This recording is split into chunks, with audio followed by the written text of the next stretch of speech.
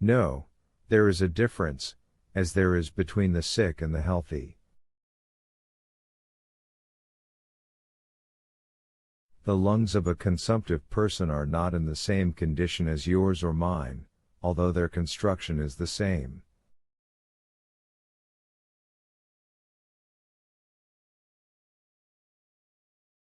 We know more or less what causes physical ailments, but moral diseases are caused by bad education, by all the rubbish with which people's heads are stuffed from childhood onwards, in short, by the disordered state of society.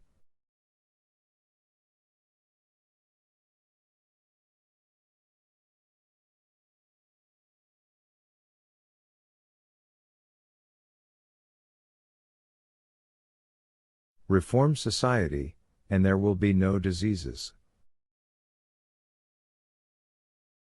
Bazarov said all this with an air as though he were all the while thinking to himself. Believe me or not as you wish, it's all the same to me. He slowly passed his long fingers over his whiskers and his eyes strayed round the room.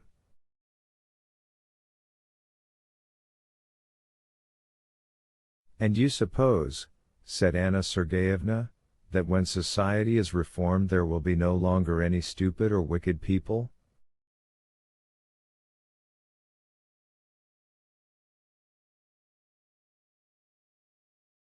At any rate, in a properly organized society it will make no difference whether a man is stupid or clever, bad or good.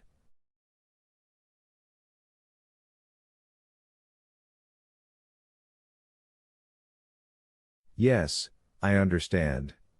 They will all have the same spleen. Exactly, madam. Madame Odintsov turned to Arkady. And what is your opinion, Arkady Nikolaevich? I agree with Yevgeny, he answered. Katya looked at him from under her eyelids. You amaze me, gentlemen, commented Madame Odintsov, but we will talk about this again.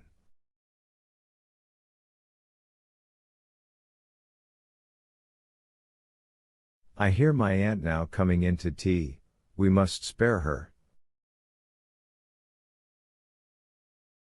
Anna Sergeyevna's aunt, Princess X, a small shriveled woman with a pinched-up face like a fist, with staring bad-tempered eyes under her grey brows, came in, and scarcely bowing to the guests, sank into a broad velvet-covered armchair, in which no one except herself was privileged to sit.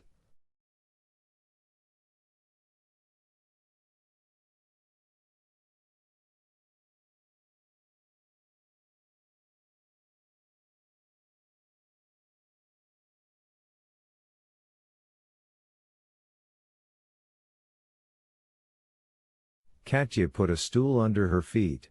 The old lady did not thank her or even look at her, only her hands shook under the yellow shawl which almost covered her decrepit body.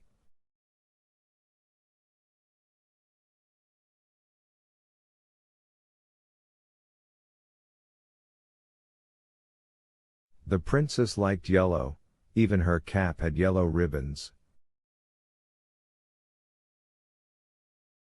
How did you sleep, Auntie?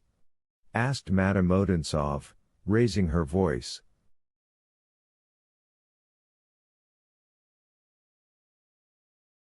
That dog here again, mumbled the old lady in reply, and noticing that Fifi was making 2 hesitating steps in her direction, she hissed loudly.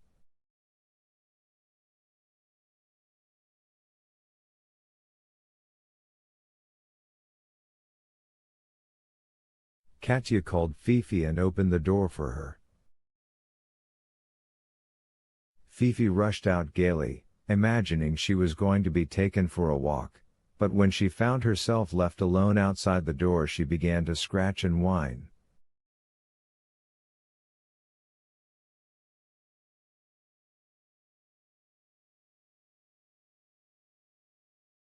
The princess frowned. Katya rose to go out. I expect tea is ready, said Madame Odintsov. Come, gentlemen, Auntie, will you go in to tea?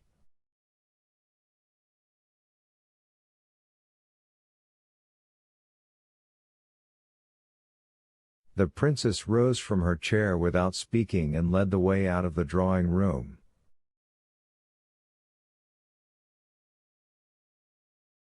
They all followed her into the dining room. A little Cossack page drew back noisily from the table a chair covered with cushions, also dedicated to the princess, who sank into it.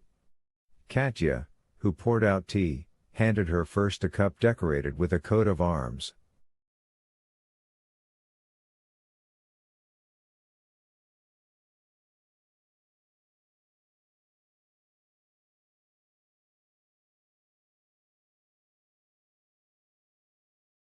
The old lady helped herself to honey, which she put in her cup. She considered it both sinful and extravagant to drink tea with sugar in it, although she never spent a penny of her own on anything, and suddenly asked in a hoarse voice.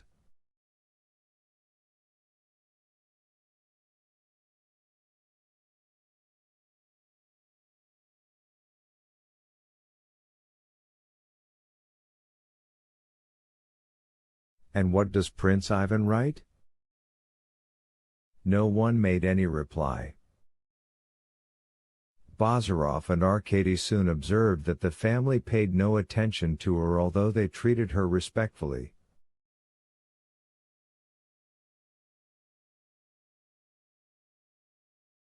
They put up with her because of her princely family, thought Bazarov.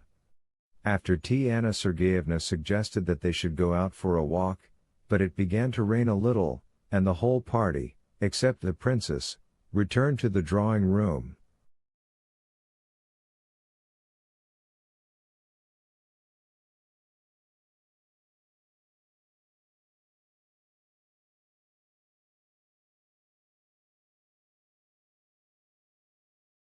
The neighbor arrived, the devoted card player. His name was Porfiry Platonych, a plump grayish little man with short spindly legs, very polite and jocular.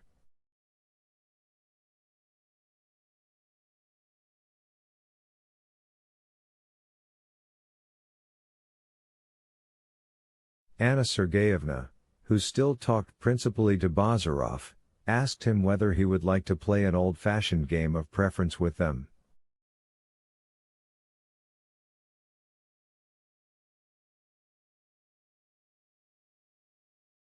Bazarov accepted, saying that he certainly needed to prepare himself in advance for the duties in store for him as a country doctor.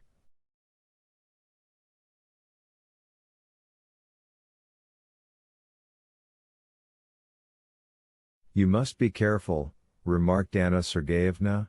Porfiry Platonych and I will defeat you.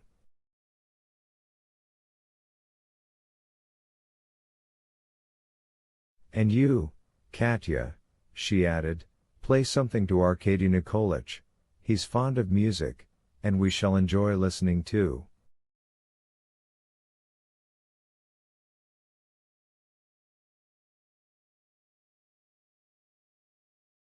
Katya went unwillingly to the piano, and Arkady, although he was genuinely fond of music, unwillingly followed her.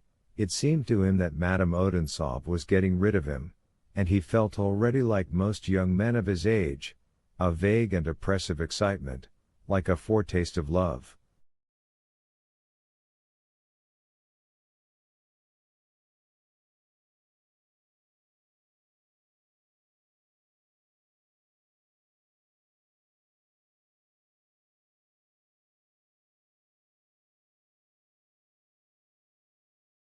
Katya lifted the lid of the piano, and without looking at Arkady, asked in an undertone.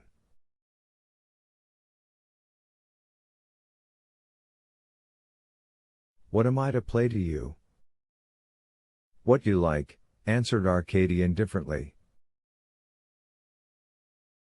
What sort of music do you prefer? Went on Katya, without changing her attitude.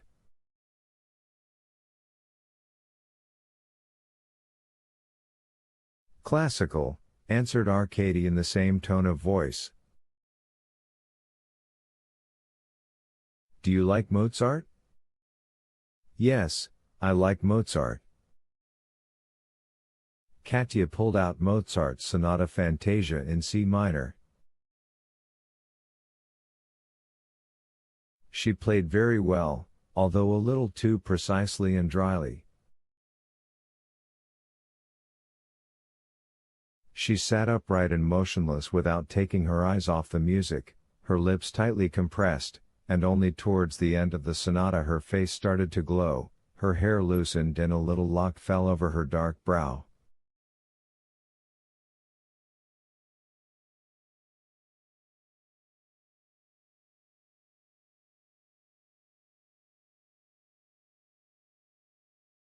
Arcady was especially struck by the last part of the sonata, the part where the enchanting gaiety of the careless melody at its height is suddenly broken into by the pangs of such a sad and almost tragic suffering, but the ideas inspired in him by the sounds of Mozart were not related to Katya.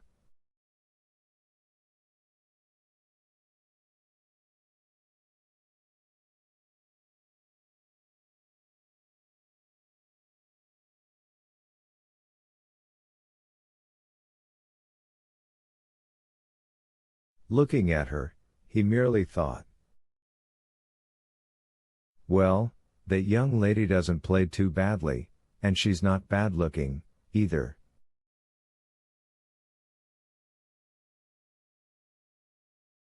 When she had finished the sonata, Katya, without taking her hands from the keys, asked,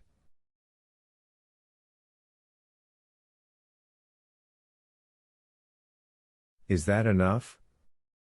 Arcady said that he would not venture to trouble her further, and began talking to her about Mozart.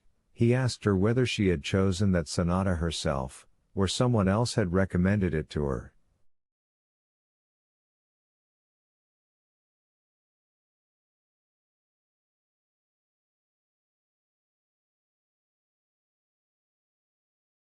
But Katya answered him in monosyllables and withdrew into herself.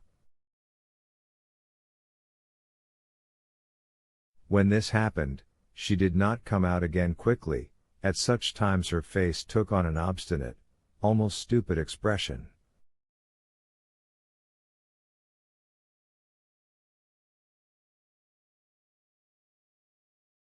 She was not exactly shy, but she was diffident and rather overawed by her sister, who had educated her, but who never even suspected that such a feeling existed in Katya.